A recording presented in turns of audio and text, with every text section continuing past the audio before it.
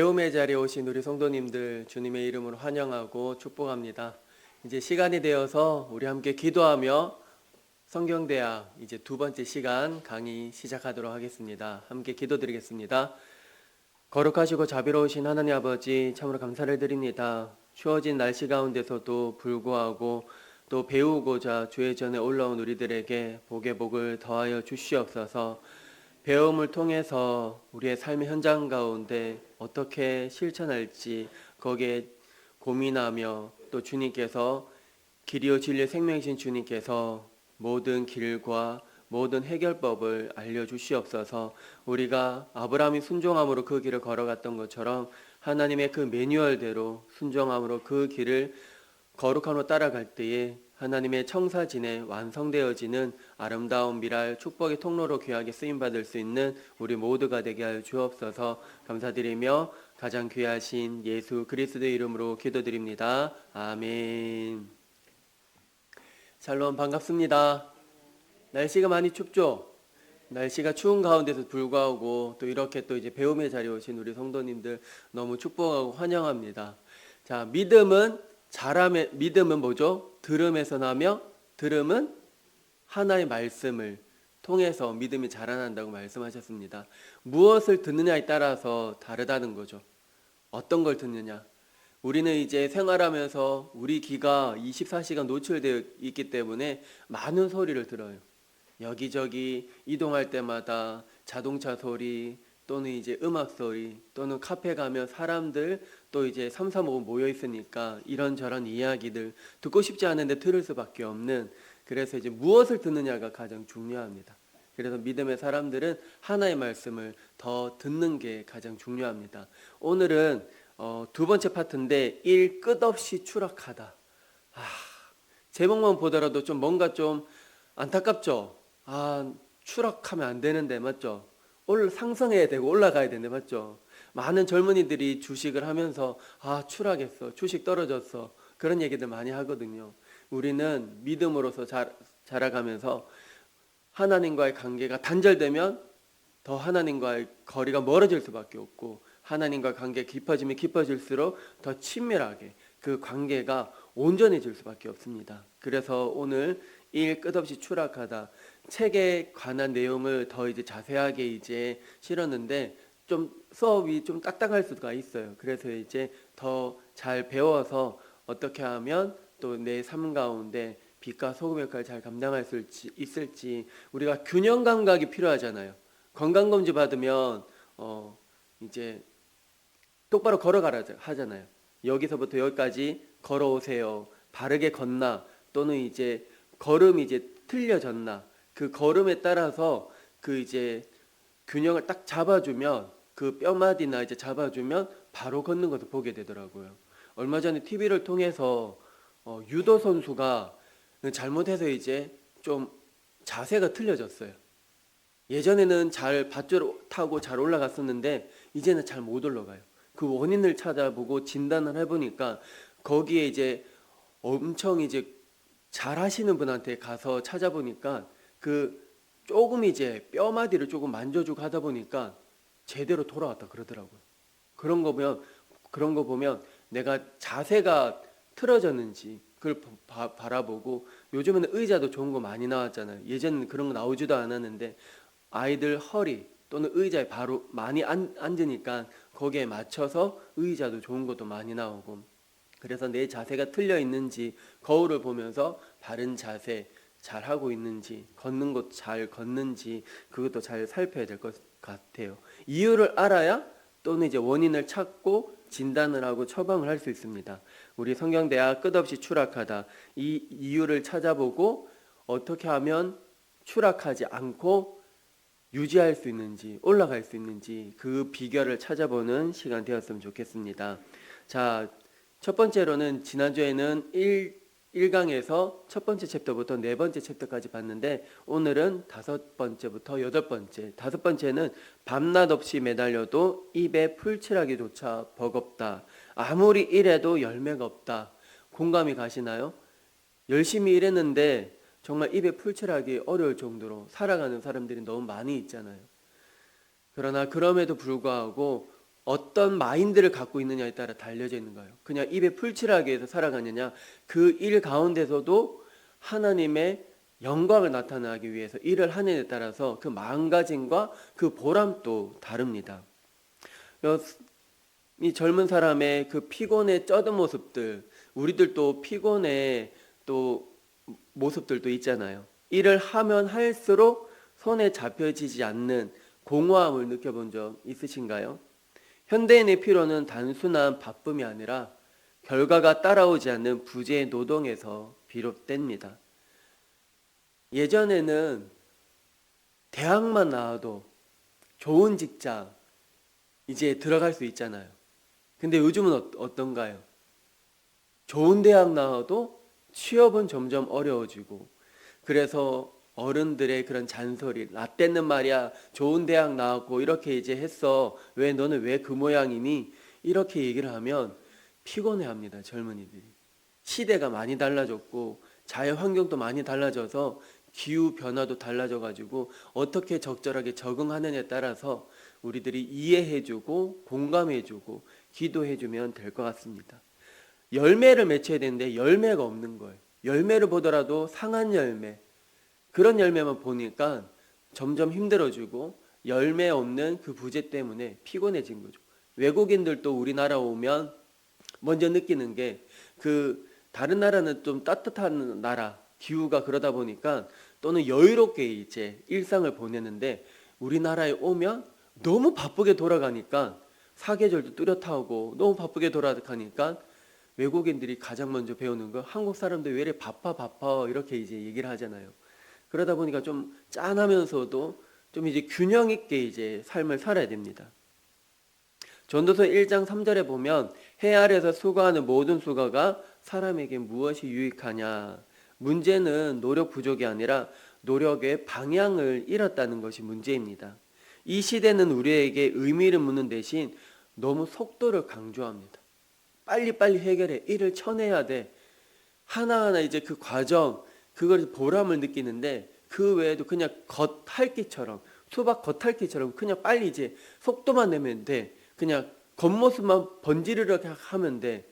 그렇게 이제 속도만 하다 보니까 방향을 잃어버린 것입니다.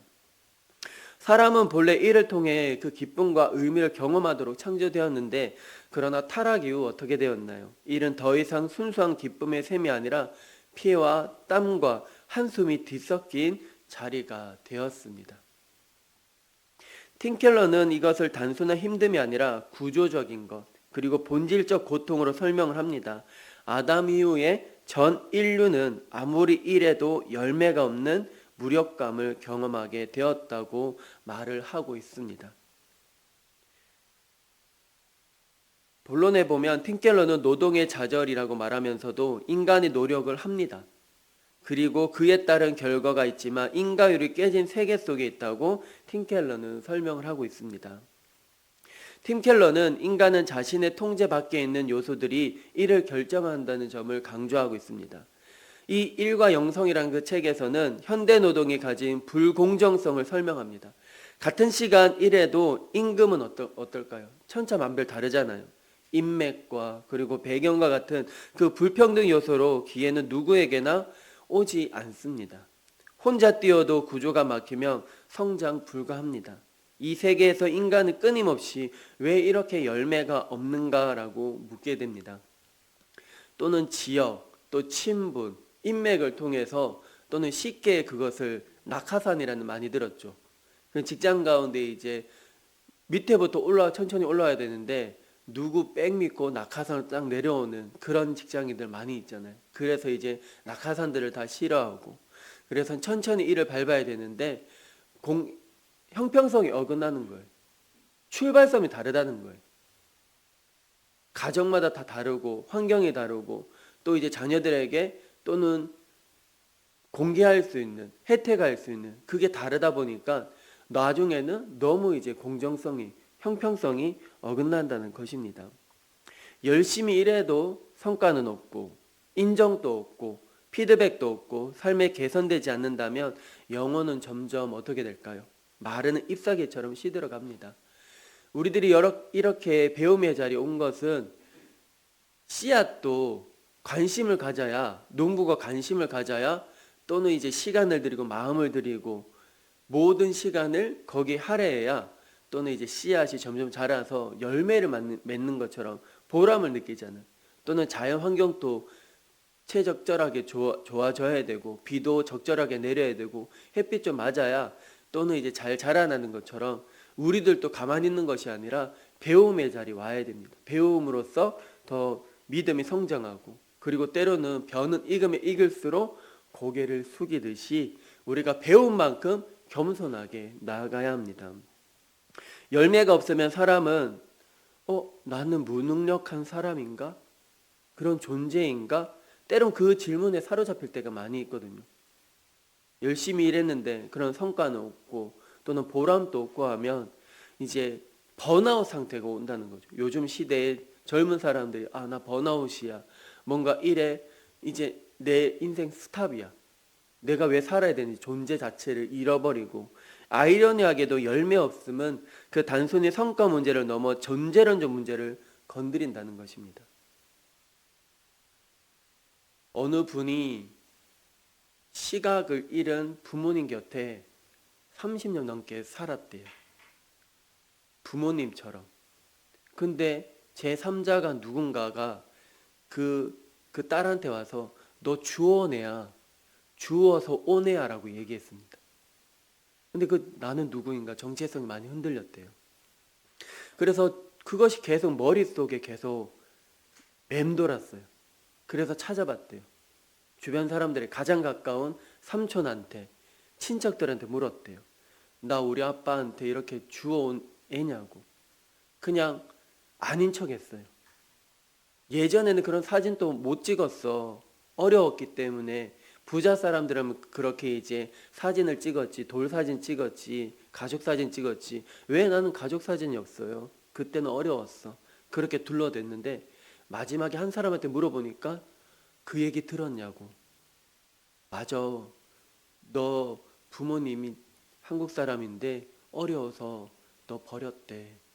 그런 얘기 들어서 너무 힘들었대요. 정체성이 흔들린다는 거죠. 그럼에도 불구하고 좋은 친구를 만나서 겉으로는 밝아요.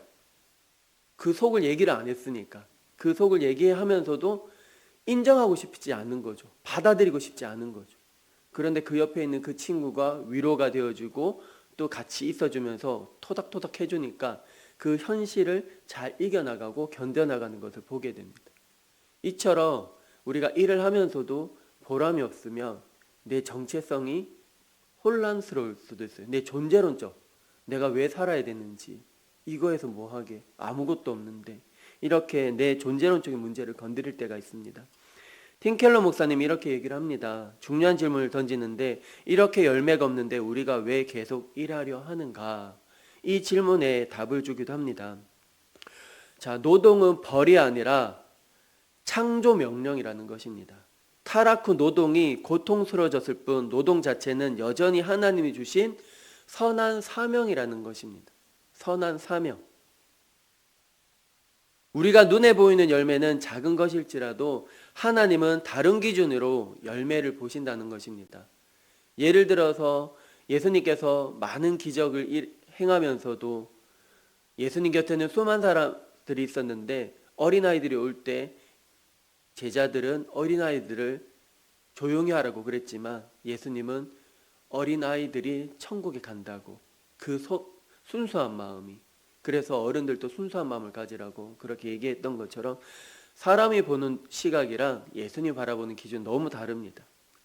우리가 일상 가운데 나에게 주어진 일을 어떻게 할 것인가, 정직하게 일하는 것, 성실하게 감당하는 것, 그리고 때로는 손해볼지라도 악을 피하는 것, 낙심할 상황에서도 신실함을 지키는 것, 하나님은 눈에 보이지 않는 믿음의 열매를 우리들에게 원하고 계십니다.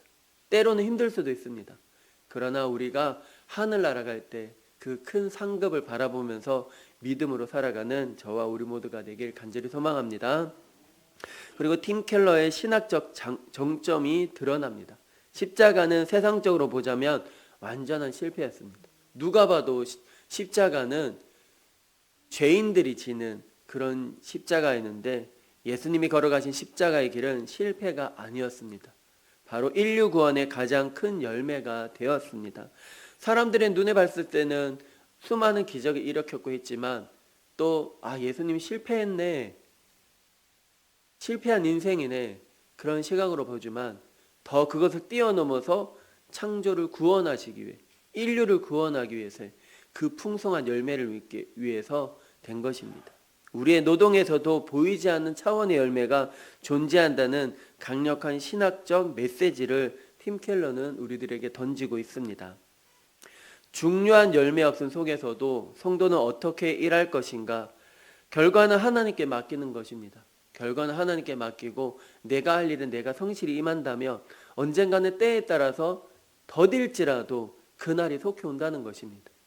스포츠 선수들이 열심히 올림픽을 위해서, 금메달을 위해서 열심히 뛰는 이유는 메달을 받기 위해서. 그렇게 하다 보면 열심히 일한 사람은 때로는 금메달이나 은메달이나 동메달로 그런 보람을 느낄 것이고, 열심히 안 하고 그냥 탱작탱작 그렇게 놀면 머리로는 이제 금메달을 원하지만 몸이 안 했으면 결과는 따라오지 않는다는 거죠. 그래서 땀은 거짓말을 안 한다 그러잖아요. 땀을 흘린 만큼, 노동을 흘린 만큼 보람을 느끼거든요. 그래서 높은 산 정상에 올라가면 땀을 많이 흘리지만 그 위에 올라가서 라면 하나 먹으면 얼마나 맛있는지. 집에서 끓여 먹는 라면은 그렇게 맛이 없어요. 근데 땀 흘려서 그 고도의 현장에 올라갔을 때, 그리고 노동했을 때 먹는 참 너무 맛있잖아요.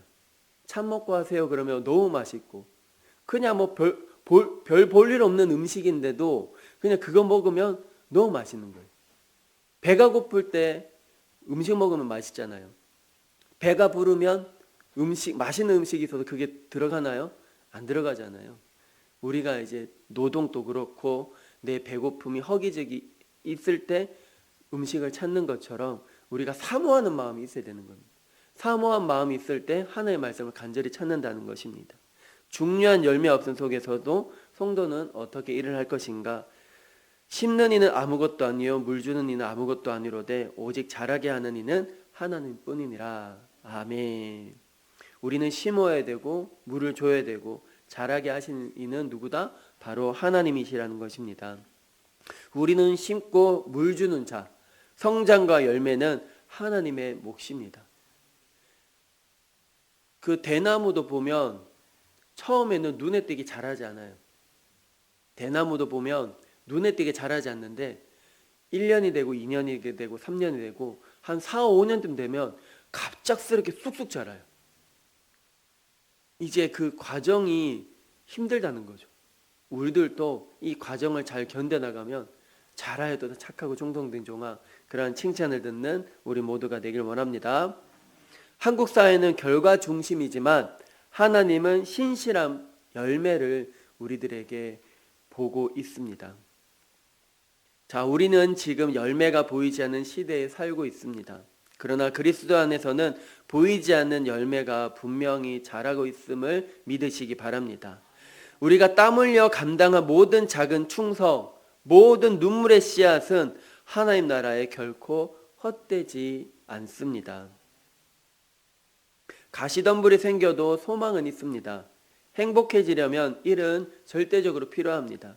피조물 본성이 그러하기 때문입니다. 하나님은 세상을 풍요롭게 하는데 이바지하게 하려고 일을 주셨으므로 인간은 스스로 성취할 수 있는 세계를 잠깐이나마 내다볼 수 있습니다. 하지만 곧 죄에 빠지면서 일 또한 심각한 손상을 입었습니다. 열매를 간절히 바라지만 성에 차도록 얻을 수 없고 처절한 실패를 겪는 사례도 우리 삶의 현장 가운데 부지기수입니다. 수많은 현대인들이 이상주의와 냉소주의라는 그 두 극단에 치우치거나 심지어 수시로 양쪽을 오가기까지 하는 까닭이 여기에 있습니다. 이상주의는 속삭인다, 이를 통해 변화를 일으키고 영향을 끼치며 새로운 것들을 내놓으며 세상의 정의를 실현해야지, 이런 주의라면 반면에 냉소주의는 비아냥거리는 것입니다. 이란들 뭐가 변하겠어? 쓸데없는 희망을 품어서는 안 돼. 그저 먹고 살 수 있으면 그만이지. 너무 공을 들이지 말라고. 여건만 되면 당장이라도 집어치워. 이런 이상주의와 냉소주의 사이에 부딪히고 충돌한다는 거죠. 창세기 3장 18절에 보면 그 땅에서 가시덤불과 엉겅퀴가 돋는다는 데서 그치지 않고 내가 먹을 것을 밭의 채소인즉이라고 말을 합니다. 가시덤불과 먹을거리가 모두 예고된 셈이고 본래 의도된 만큼은 아니지만 이는 여전히 얼마쯤 소소하지만 열매를 맺습니다. 그리고 여섯 번째는 그저 성공의 쳇바퀴를 따라 무작정 달려가기만 합니다. 그 쳇바퀴 가운데 다람쥐가 들어가서 햄스터가 들어가서 막 뛰는 것처럼 우리들도 하루 24시간 그렇게 뛰어가고 있지 않은가. 아침, 점심, 저녁 그런 아침 먹고 땡, 점심 먹고 땡, 저녁 먹고 땡, 창문을 열어보니 비가 옵니다. 이런 것처럼 우리가 늘 일상 지루하게 살아가고 있지 않은지, 일의 의미를 깨닫지 못하고 살아가고 있지는 않은지 우리가 이거를 점검을 항상 해야 됩니다. 아이들도 보면 예습과 학교에서 배운 걸 복습하고 또 미리 가서 예습을 하라는 것처럼 우리가 그 일의 의미를 진정으로 잘 찾을 때 내가 어디에 포커스를 두느냐에 따라서 그 의미가 달라진다는 것입니다. 왜 우리는 달리기를 멈추지 못하는가? 사람들은 자신이 왜 일하는지를 묻기보다 그냥 달립니다. 그냥 옆에서 하라고 하니까 나도 모르게 그냥 그 대중적으로 좋으니까 그냥 가고 있습니다. 브레이크 없이 자전거가 내리막을 타는 것처럼 속도는 붙는데 방향은 없습니다. 브레이크가 있어야 또 안전하게 멈출 수 있습니다. 팀 켈러는 왜 일을 해야 하는지를 모르는 사람들의 상태를 영적 혼란이라고 이렇게 부르고 있습니다. 겉으로는 성실해 보이지만 실제로는 목적 없이 성공 추구가 우리를 지치게 하고 영적으로 무감각하게 만든다는 것입니다. 겉으로는 성실해 보이지만 그 속을, 그 내면을 들어보면 텅 비어 있는 그런 삶이라는 것입니다. 팀 켈러가 진단하는 달리기 본능은 왜 멈추지 못하는가? 그 첫 번째로는 정체성을 일에서 찾는 문화이기 때문입니다. 현대인은 나는 무엇을 성취했는가로 자신을 규정합니다. 성취가 곧 자기입니다. 이걸 해내야 내가 이제 상대방으로부터 인정을 받고, 우리 자녀들도 보면 마찬가지입니다. 공부 잘하면 잘했다, 못했다 그러면 못했다 그러고 그냥 그 있는 그대로를 봐줘야 되는데 내 옆에 있어서 너무 감사하다고. 참 인간의 마음이 아이러니한 것은 그 아이가 너무 몸이 안 좋고 하면 건강하게 자라는 것만으로도 감사하다 그렇게 얘기하고, 건강한 사람한테는 공부 잘하는 게 우선이다 그렇게 얘기하고, 공부를 잘해야 된다고 하고, 우리가 어떤 목적을 가고 달려가느냐에 따라서 다릅니다. 그래서 멈출 수 없고 멈추는 순간 나는 도태되어지는 느낌, 상대방하고 처지는 느낌, 그래서 공포가 몰려올 수도 있습니다. 또는 이제 나고자 나는 실패한 인생이다, 여기에 못 따라가니까. 그래서 팀 켈러는 말합니다. 일은 좋은 선물이지만 정체성의 근원이 되면 잔혹한 우상이 된다. 일이 우상이 되는 거예요. 일을 너무해서 중독이 된 사람들도 많이 있잖아요. 일 중독자. 두 번째로는 경쟁 구조가 만든 끊임없는 비교입니다. 나 자신을 바라보지 못하고 상대방과 늘 비교의식을 갖죠. 일 자체보다 타인과의 간격이 삶의 우선순위를 지배합니다. 비교는 한도 끝이 없고 끝이 없기에 달리기는 멈추지 않습니다. 팀 켈러가 지적한 쾌락이라든지 권력이라든지 승인을 쫓는 인간의 재생구조 안에 있다고 말하고 있습니다. 그리고 세 번째로는 일의 의미를 잃어버린 세대라고 말하고 있습니다. 팀 켈러는 일은 하나님께서 창조 때부터 주신 소명이라고 말하고, 그러나 현대에는 그것을 경력 쌓기 혹은 생존 기술로 축소합니다. 소명이 사라지면서 일은 즉시 성공을 위한 도구가 되고, 그러면 성공이 멈추는 순간 인생 전체가 흔들립니다. 이것이 우리를 마치 체스판 위에서 무한히 움직이는 폰처럼 만듭니다. 서울대 많이 들어간 학생들 이야기를 듣다 보면 열심히 초등학생, 중고등학생, 부모님 매뉴얼대로 열심히 학원 다니고 열심히 커리어 쌓았는데 이제 서울대 되어 그렇게 선망하는 서울대 들어갔는데 허무하다는 거예요. 이것 때문에 내가 들어갔는가? 그 이후의 삶을 안 가르쳐 주는 거예요. 너 서울대 들어갔으니까 많은 사람들이 너 알려줄 거야. 고대 나왔으니까, 중앙대 나왔으니까. 이제 그것이 이제 무의미 없는 시대가 될 겁니다. 앞으로는. 왜냐하면 인원이 그만큼 없잖아요. 이제는 그 대학의 어느 과, 전망 있는 과를 가서 그것을 배우는 사람이 더 이제 많이 이제 쓰임을 받을 것입니다. 그래서 일에 대해서 의미를 찾을 수 있도록 너무 무한 경쟁을 우리 자녀들에게만 너무 가르쳐줘서 앞으로 어떻게 살아갈지 막막하다는 거죠. 방향성을 잃었다는 겁니다. 서울대를 목표로, 고대를 목표로, 연대를 목표로 해서 달려가서 이제 했는데 열에 한 5은 무의미하게 자퇴를 하는 친구들도 많이 있다는 것을 뉴스에서 본 적이 있습니다. 쳇바퀴의 증상, 성공을 향해 무작정 달릴 때 나타나는 현상이 바로 일중독인데 팀켈러는 이를 영혼의 기형적 성장이라고 표현을 합니다. 일이 커질수록 영혼은 병들어가고 휴식을 제대로 누리지 못하고 가정에서나 신앙을 관계가 뒷전으로 밀려나면 성과가 없으면 자존감이 무너집니다. 그리고 무의미의 공포, 달리면서도 공허합니다. 왜 내가 달려야 되는지. 팀 켈러는 이를 현대인의 실존적 피로라고 그렇게 부르고 있습니다. 그리고 영적 무감각, 하나님이 주신 거룩한 일의 의미를 잃고 계속 더 벌어야 된다, 더 올라가야 한다는 그 속삭임만 들립니다. 일터는 사명이 아니라 어떻게 해요? 전쟁터, 누굴 밟고 올라가는 그러한 구조로 만들었습니다. 경쟁자는 이웃이 아닌 적이 되었습니다. 친구도 때로는 적으로 보입니다. 경쟁자이기 때문에.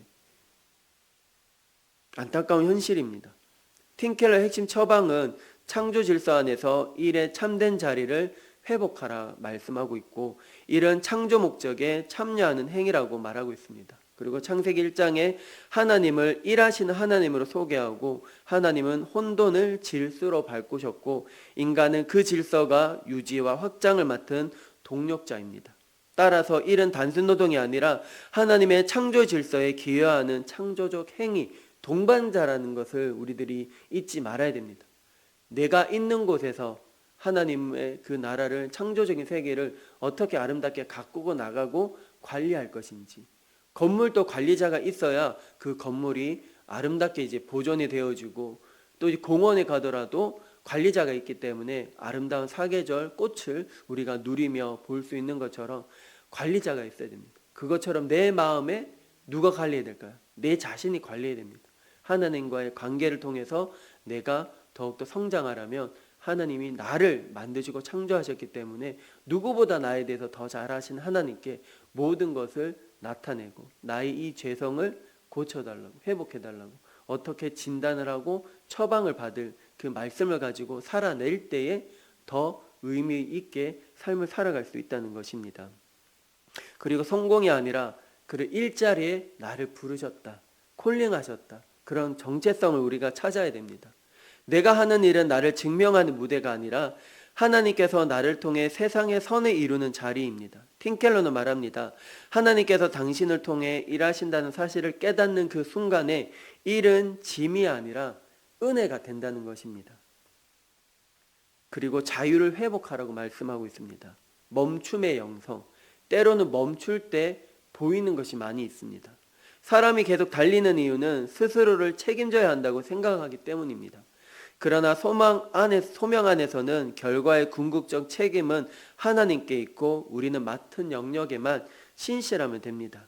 이렇게 될 때 멈출 수 있는 그 자유, 그리고 그 자유 뒤에 누릴 수 있는 것, 그리고 책임감, 쉬어도 불안하지 않는 영적 안정이 회복된다는 것입니다. 그리고 이렇게 어떻게 하느냐, 실천적인 정리를 일의 쳇바퀴에서 벗어나기 위한 4가지 훈련을 말해주고 있는데, 그것은 정체성을 리셋을 해야 된다는 것입니다. 나는 무엇을 성취하는가? 나는 누구이며 매일 아침에 성취가 아닌 존재를 인정하는 영적인 그 루틴, 짧은 묵상, 내일은 나를 구원하지 않는다. 두 번째로는 안식을 훈련. 팀 켈러는 안식을 일의 신성함을 회복하는 필수 행위라고 말하고 있습니다. 일주일에 하루는 의도적으로 손을 떼기, 내가 멈춰도 세상은 돌아간다는 그 신앙훈련. 맞는 말인 것 같습니다. 왜냐하면 교육자인 저도 잠깐 지금 이제 교육자가 사임을 하고 이제 내일 부임을 하는데 그 비어있는 그 자리에 누군가는 해야 돼요. 누군가는 이제 부목사님들이 합력해서 서로 이제 팀이 되어서 그 부족한 그 빈 공간을 채우기 위해서 하고 있습니다. 그래서 돌아가면서도 또는 내가 좀 쉬어도 또는 목장 또 맡은 것도 열심히 해야 되고 또 다른 일에도 또 열심히 또 해야 되고 그리고 세 번째로는 관계 우선순위로 회복하기입니다. 우리가 스마트폰에 있지만 그 스마트폰에 수백 사람, 수천 명의 사람 그 인맥, 기역부터 희역까지 많은 사람들이 이름이 전화번호가 등록되어 있습니다. 우리는 시간이라는 것은 24시간이지만 한계가 있습니다. 체력이 있기 때문에 쉬어야 돼요. 저도 예전에는 어릴 적에는 젊었을 때는 두세 가지 일을 열심히 했지만 이제 나이가 드니까 하루에 두세 가지 일 좀 버겁다는 느낌이 들더라고요. 그래서 좀 쉬어야 되고 그리고 또 만나는 사람 한계가 되어 있습니다. 만나는 사람에게 최선을 다하는 그 성공의 쳇바퀴는 관계를 때로는 갉아먹을 수도 있습니다. 그것을 의식하느냐 무의식 중에 다 안다는 것입니다. 일정한의 가족과 공동체의 신앙 시간을 구조적으로 포함을 시켜야 됩니다. 그리고 네 번째로는 일의 목적을 재해석하기입니다. 지금 하는 일이 창조 질서에 어떤 기여를 하고 있는지 구체적으로 정의하고 팀 켈러는 이를 일의 신학적 재명명이라고 표현을 하고 있습니다. 마지막으로는 쳇바퀴에서 벗어날 수 있는가? 팀 켈러의 대답은 예입니다. 벗어날 수 있습니다. 방법은 더 빠르게 달리는 것이 아니라 왜 달리고 있는지 다시 듣는 것입니다. 성공이라는 거대한 톱니바퀴에 갇힌 것이 아니라 하나님 나라의 창조 질서 속에서 자유롭게 일하는 자로 돌아가는 것. 그때 비로소 우리는 달림이 아니라 섬김을 배우고 성공이 아닌 소명을 회복할 수 있고 두려움이 아니라 은혜로 우리는 일할 수 있다는 것입니다. 그리고 일곱 번째로서는 고생해서 이만큼 일구었는데 이걸 포기할 수 없어 탐욕의 수단으로 변질되다. 일이 우상이 될 때가 있습니다. 일이 우상이 될 때 어떻게 되느냐? 성취가 나의 가치가 된 때, 그리고 성공이 자아 안전의 근거가 될 때, 이걸 잃으면 나는 아무것도 아니다. 그런 두려움에 사로잡혀 있을 때, 팀 켈러는 이런 상대를 성공이 자아의 근거가 되어서 실패할까 두려워 더 매달리는 상태라고 설명하고 있습니다. 그리고 탐욕의 본질, 탐욕은 더 많은 것이 아니라 더 필요하다는 감정, 그리고 성취가 쌓일수록 만족보다 불안한 증가, 일이 하나님 대신 나를 붙잡는 신처럼 기능을 한다는 것입니다. 그리고 일의 목적이 변질될 때 나타나는 징후가 있는데 그것은 일 중독, 쉬면 죄책감, 가만히 있지 못하는 거죠. 뭐라도 해야 되는, 그리고 지위와 명예를 더 의존을 합니다. 그리고 성과를 더 집착을 하고 관계를 희생합니다. 일이 도구가 아니라 나를 사용합니다. 일을 통해서 나를 설명한다는 것입니다. 왜 이렇게 되는가? 정체성을 일에서 찾기 때문입니다. 성취 기반 정체성이 압박을 만들었기 때문입니다. 실패가 때로는 공포가 되고 탐욕이 더 큰 노예 상태로 이루어집니다. 복음이 주는 해방은 복음은 성취가 아니라 그리스도의 성취로 나를 정의를 해야 합니다. 이미 사랑받는 자라는 그 정체성, 감사함으로 일하게 됨, 일이 하나님 나라 섬김 자리로 회복되어진다는 것. 복음은 이렇게 말합니다. 일은 너를 증명하는 곳이 아니고 하나님 나라를 드러내는 자리이다. 이 선언이 우리의 마음에 탐욕에서 해방을 시킵니다. 우리 한번 따라할까요? 일은 너를 증명하는 곳이 아니다. 하나님 나라를 드러내는 자리이다. 그렇다면 허투루 할 수는 없는 거죠. 그렇다면 허투루 할 수가 없습니다. 하나라도 정성껏 마음을 쏟고 에너지를 쏟고 열심히 한다는 것입니다. 그걸 통해서 하나님 보실 때 잘하였도다 착하고 충성된 종아, 그러한 칭찬을 우리가 들을 수 있다는 것입니다. 건강한 일의 영성은 일의 주인은 누구다? 내가 아니라 하나님이라는 거죠. 우리는 맡겨진 청직이라는 것입니다. 성공 실패를 부르심 안에서 이해를 해야 되고, 가치 중심 이동, 성취가 아니라 관계, 탐욕이 아니라 소명으로 우리는 일을 해야 합니다. 우리는 성취를 위해 존재하지 않고 이미 사랑받았기에 자유롭게 일을 할 수 있습니다. 하나님은 우리의 성취보다 우리 자신을 더 사랑하시고 우리를 부르셨고 지키시고 우리를 사용하시기 원하십니다. 우리는 무거운 짐처럼 일하는 것이 아니라 좀 더 자유롭게 감사함으로 기쁨으로 일할 수 있습니다. 그리고 그때 비로소 일은 탐욕의 도구가 아니라 하나님의 영광을 드러내는 도구로 회복될 수 있습니다. 마지막으로는 인생이 통째로 일에 빨려 들어가 망가지다. 일이 인생의 전부가 되다. 일이 인생의 전부가 되면 어떻게 될까요? 나중에는 몸이 상하고 몸이 망가집니다. 잘 알잖아요. 우리가 그동안 애써 벌어온 돈이 어떻게 해요? 나중에 몸이 망가져서 이제 병원에 이제 돈을 다 드리는 거죠. 건강은 건강할 때 지켜야 되고 쉼으로 인해서 충전을 얻어야 되는데 그걸 너무 소홀히 하다 보니까 그게 무너지고 균형 있게 해야 된다는 거죠. 일도 열심히 해야 되고 또는 쉼도 즐겁게. 아이들한테도 쉼을 어떻게 쉬는지를 가르쳐줘야 아이들도 그것을 아는 거죠. 맨날 공부만 해라, 이거 해라, 열심히 해라, 그것만 가르쳐주니까 그것만 할 줄 알지 쉴 수 있는 방법, 노는 방법, 이제는 아이들 손에 스마트폰이 있어서 정말 걱정인 겁니다. 왜냐하면 요즘은 스마트폰이 너무 좋아지고 스마트폰도 너무 진화가 되어서 이제 하루 24시간 들고 있어도 배터리를 켜져 있어도 꺼지지 않도록 그렇게 이제 계속 이제 진화되어지는 그런 기술 발달이 되어지다 보니까 아이들한테 더 좋은 스마트폰이 가지면 무엇만 할까요? 그걸 통해서 공부 좀 하면 되는데 그걸 통해서 게임만 하려고 하고 그러다 보니까 안 된다는 거예요. 균형 있게 우리가 가르쳐야 됩니다. 나도 이제 신앙생활에 있어서 하나님 말씀을 얼마만큼 배우는 일에 시간을 들이느냐, 이렇게 성경대학 또 하는 것도 너무 의미 있고 보람이 있고 부목사님을 통해서 많은 이제 또 여러 가지 또는 이제 책을 통해서 배우기도 하고 이 배움을 한 귀로 듣고 한 귀로 흘리는 것이 아니라 더 내 마음에 깊이 뿌리가 내려서 풍성한 열매 맺어질 수 있도록 우리 스스로 이제 알므로 끝나는 것이 아니라 행함으로 나아가야 됩니다. 그래서 인생의 통째로 일에 빨려 들어가 내 인생이 망가지지 않도록 그것을 자각을 하고 경쟁으로 누군가 밟고 올라가야 되는데 그것이 아니라 속도보다는 방향이잖아요. 그런 얘기 많이 들어봤죠. 인생은 속도가 아니라 방향이다. 천천히 가도 됩니다.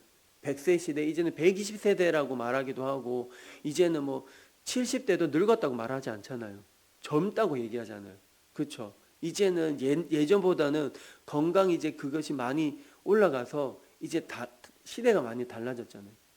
이제 60대 뭐 되면 이제 은퇴해야 되는데 더 이제 일을 찾아야 되고 그래서 이제 일도 중요하지만 쉼도 중요하다.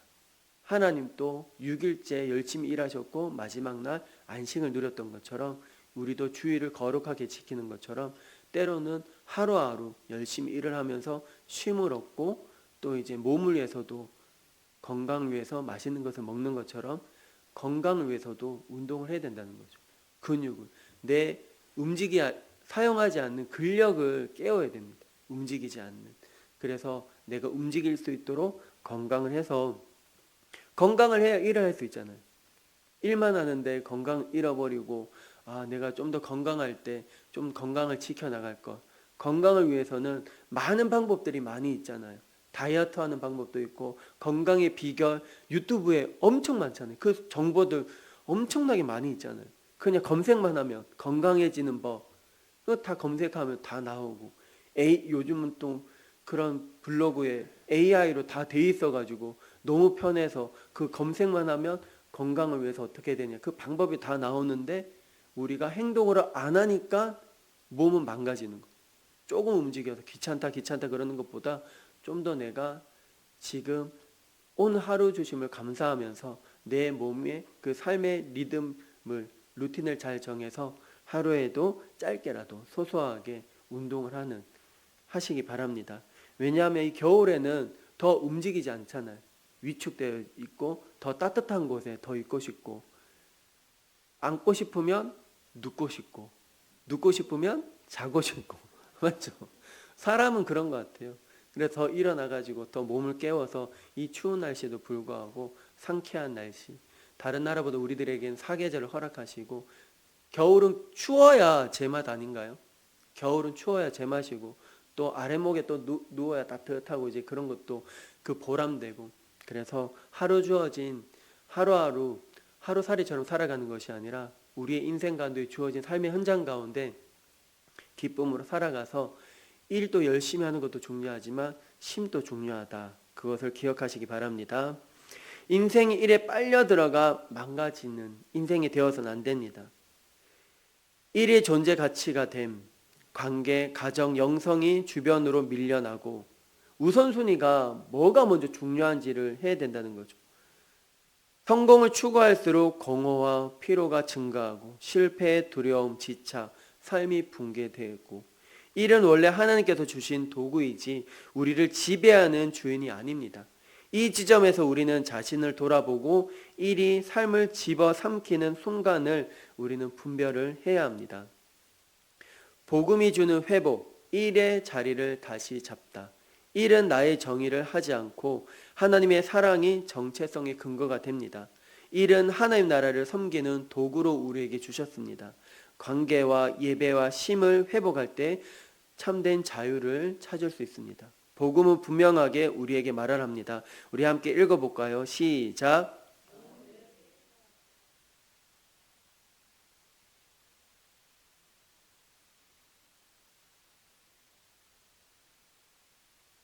아멘. 우리가 무엇 하지 않아도 하나님 우리를 사랑하신다는 것입니다. 하나님 있는 그대로를 우리를 사랑해 주신다는 것입니다. 예배의 자리에 또는 단장하는 모습도 좋은 거죠.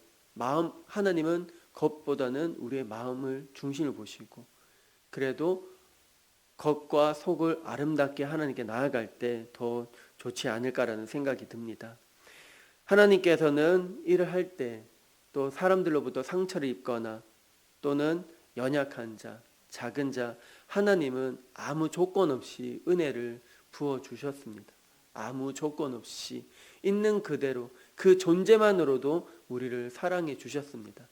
그 사랑에 힘입어서 그것이 우선순위가 돼서 그것이 감사해서, 그래서 내가 하나님을 위해서 이렇게 나에게 은혜를 주셨는데 내가 하나님을 위해서 어떤 일을 할까요?